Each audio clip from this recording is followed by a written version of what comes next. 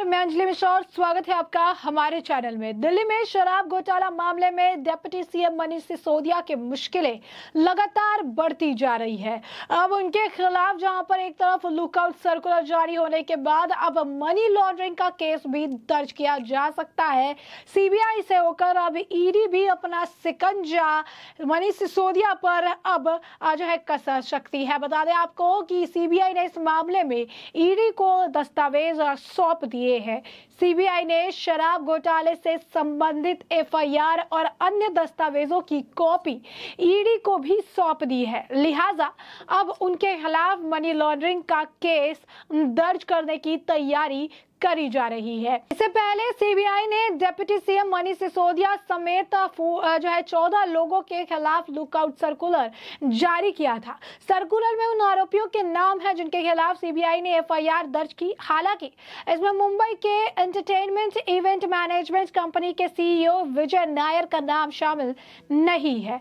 वहीं deputy CM Manish Sisodia के खिलाफ लुकआउट सर्कुलर जारी होने के बाद उन्होंने कहा कि ये क्या नौटंकी है, मैं दिल्ली में खुलेआम घूम रहा हूं, बताइए कहां आना है। इससे पहले सिसोदिया ने पीएम मोदी का गुजरात के मुख्यमंत्री रहने के दौरान एक बयान भी शेयर किया जिसमें वो सीबीआई की कार्रवाई पर सवाल उठा रहे हैं। समझ सकते हैं आप किस तरीके से अब बौखलाहट जो है देखने के लिए मिल रही है आम आदमी पार्टी में। इतना ही नहीं, सीबीआई के छापे के बाद डिप्टी सीएम मनीष सिसोदिया ने कहा कि मुझे आश्चर्य है कि जब सीबीआई रेड से कुछ नहीं मिला तो लुकआउट नोटिस जारी कर दिया गया।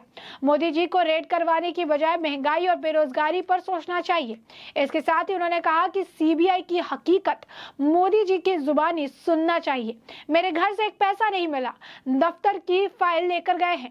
मनीष सिसोदिया ने शराब नीति पर कहा कि कोई घोटाला नहीं हुआ, सब बकवास है, सीबीआई जांच की जरूरत ही नहीं है।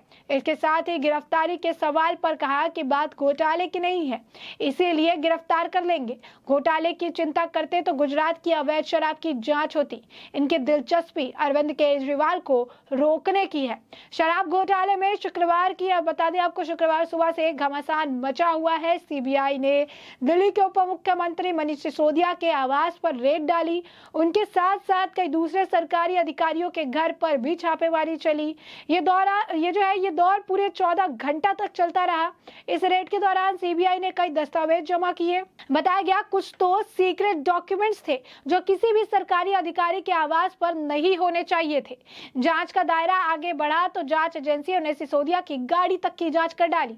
जब 14 घंटे बाद ये रेड खत्म हुई तो सीबीआई अपने साथ मनीष सिसोदिया का फोन ले गई, लैपटॉप भी जब्त कर लिया गया और उनके ईमेल डेटा को भी सिक्योर किया गया। दिल्ली में शराब घोटाले केस में डिप्टी सीएम मनीष सिसोदिया की मुश्किलें लगातार बढ़ती दिख रही है। दरअसल उनके खिलाफ अब लुकआउट सर्कुलर जारी होने के बाद अब मनी लॉन्ड्रिंग का केस दर्ज होने के प्रबल संभावनाएं हैं। जी हां, अब शराब घोटाले में इसमें जल्द ईडी की एंट्री भी होने को है। दरअसल ईडी से सीबीआई ने केस की जानकारियां साझा की। अब ईडी कंपनियों के जरिए हुए मनी ट्रांजैक्शन को भी खंगाल रही है। ईडी जल्द पीएमएलए के तहत इस मामले पर कार्रवाई शुरू कर सकती है। गौरतलब है कि इस मामले में सीबीआई जरूरी दस्तावेज ईडी को सौंपी। अब सीबीआई ने शराब घोटाले से संबंधित एफआईआर और अन्य दस्तावेजों की कॉपी ईडी को भी सौंप दी। लिहाजा अब सीएम मनीष सिसोदिया के खिलाफ मनी लॉन्ड्रिंग का केस दर्ज कराने की तैयारी होती दिख रही है। जो है दिल्ली आबकारी नीति मामले में दिल्ली के उप मुख्यमंत्री मनीष सिसोदिया समेत सभी आरोपियों के खिलाफ सीबीआई ने लुकआउट सर्कुलर जारी किया है। इसके साथ ही दिल्ली के उप मुख्यमंत्री मनीष सिसोदिया के देश छोड़कर जाने पर भी अब रोक लग गई है, जिस पर आज दिल्ली के उप मुख्यमंत्री मनीष सिसोदिया ने मोदी सरकार पर तंज कसते हुए ट्वीट भी कर डाला। उन्होंने कहा कि अपनी सारी रेड फेल हो रही है, किसी को कुछ नहीं मिला, एक पैसा भी हेरा फेरी नहीं मिली। अब आपके लुकआउट नोटिस जारी किया कि मनीष सिसोदिया मिल नहीं रहा, ये क्या नौटंकी है मोदी जी। मैं खुलेआम दिल्ली में घूम रहा हूँ, बताइए कहाँ आना है। और कहा कि उन्होंने कि क्या आपको मैं मिल नहीं रहा तो मुझे आप बता दीजिए, मैं ही चलाता हूँ। साफ तौर पर देख सकते हैं कि मनीष सिसोदिया की मुश्किलें अब लगातार बढ़ने वाली है। सीक्रेट दस्तावेज और कई सारे और डॉक्यूमेंट जो है वो मिले थे मनीष सिसोदिया के यहाँ से, जो कि कहा जा रहा है कि एक सरकारी ऑफिसर के आवास पर नहीं होने चाहिए। अब इन दस्तावेजों को लेकर कहिए या बाकी के जो डॉक्यूमेंट्स हैं उनकी बात कहिए, इन सभी को लेकर अब इसको सीबीआई ने ईडी के हाथ सौंप दिया है। और ये कहा जा रहा है कि मनी लॉन्ड्रिंग एक्ट के तहत, पीएमएलए के तहत ईडी भी की भी एंट्री इस मामले में हो सकती है और सीबीआई के साथ अब ईडी के भी छापेमारी का शिकार मनीष सिसोदिया को होना सकता है। तो एक तरफ मनीष सिसोदिया है जो कि दावा कर रहे हैं कि हमने कुछ नहीं किया, कोई बेईमानी नहीं की, किसी तरीके का कोई घोटाला नहीं हुआ। दूसरी तरफ जो केंद्रीय जांच एजेंसी है वो एक के बाद एक लगातार उनके करीबियों को भी जो है नोटिस जारी कर रही है। उनके करीबियों को भी अब आपको बता दें कि खंगाला जा रहा है, कौन कौन से लोग जुड़े हुए हैं इसका पता लगाया जा रहा है। तो मनीष सिसोदिया दिल्ली के उप मुख्यमंत्री, जो कि लगातार आपको बता दें कि शराब नीति पर जो छापेमारी हो रही है उसको लेकर एक ट्वीट उन्होंने नहीं किया है। अगर आप मनीष सिसोदिया के ट्वीट देखें, जो है अरविंद केजरीवाल के देखें, आम आदमी पार्टी के नेता संजय सिंह की ट्वीट देखें, अगर आप सौरभ भारद्वाज की ट्वीट देखें, अगर आप जो है चड्डा की, राघव चड्डा की ट्वीट देखें, सभी ने जो है दिल्ली के एजुकेशन मॉडल को लेकर ट्वीट किया इन दिनों, सभी ने जो दिल्ली के हेल्थ मॉडल है उससे लेकर ट्वीट किया, सभी ने क्या काम हुआ इसको लेकर ट्वीट किया है। लेकिन जो सबसे बड़ी जो मुद्दा इस पूरे माहौल में रहा कि जिस वजह से छापेमारी हो रही है वो नई शराब नीति है। जो शराब नीति में घोटाले की बू आने के बाद खुद दिल्ली के नए एलजी विनय सक्सेना ने इस पूरे मामले में सीबीआई जांच के निर्देश जारी कर दिए। तो जो नई शराब नीति जिसको लेकर इतना कुछ हंगामा मचा हुआ है, जो नई शराब नीति जिसे लेकर ये इतना बवाल हो रहा है, उसी नई शराब नीति पर एक शब्द बोलने को ना मनीष सिसोदिया तैयार है, ना अरविंद केजरीवाल तैयार है, ना सौरभ भारद्वाज तैयार है, ना जो है राघव चड्डा तैयार है, ना संजय सिंह तैयार है। ये सभी जो ट्वीट करेंगे, कोई ने महाराणा प्रताप का वंशज बताएगा, कोई सौरभ भारद्वाज जैसे लोग जो है एंकर अगर सवाल पूछेगी कि आपकी ऐसी पार्टी है जो भ्रष्टाचार हटाने को लेकर इंडिया अगेंस्ट भ्रष्टाचार के नारे से शुरू हुई थी, जिसकी नींव भ्रष्टाचार खत्म करना है, और अगर उनके ही नेताओं पर भ्रष्टाचार के चार्जेस लग रहे हैं तो उसको उसकी जांच होनी चाहिए कि नहीं, तो वो भड़क जाएंगे, वो एंकर के परिवार पर चले जाएंगे, उनके रिश्तेदारों पर चले जाएंगे, बदतमीजी पर उतर आएंगे। तो आज के वक्त में आम आदमी पार्टी के अंदर जो है बौखलाहट का माहौल है।